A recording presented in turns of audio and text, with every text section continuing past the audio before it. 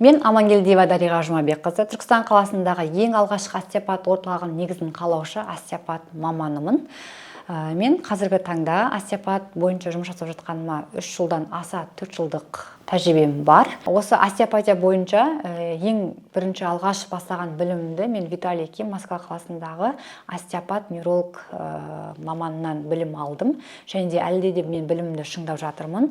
Қазіргі таңда біз Алматы қаласындағы осы остеопатия университетінің түлегі Әнуар ағайдан оқып білімді шыңдадым. Және де осы жақын арада миофасциальный, яғни на живот іш құрылысына арналған обучениені Франциядағы Валерий кісіден оқып, әлі де білімді шыңдап жатырмын. Бүгінгі қазақша остеопат менің курсымда керемет техникаларды және де сіздерге жеңіл түрде жеткізе отырып, өзіңіздің балаңызға немесе құрбыңызға, анаңызға жасай отырып, керемет нәтижесін көреді деген сенімдемін.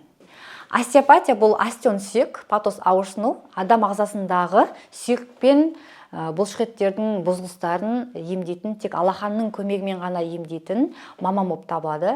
Остеопат жалпы айтқанда бүкіл адам ағзасындағы тұлу жарақатынан бастап үлкен апаларға дейінгі бұзылыстарды емдейтін маман.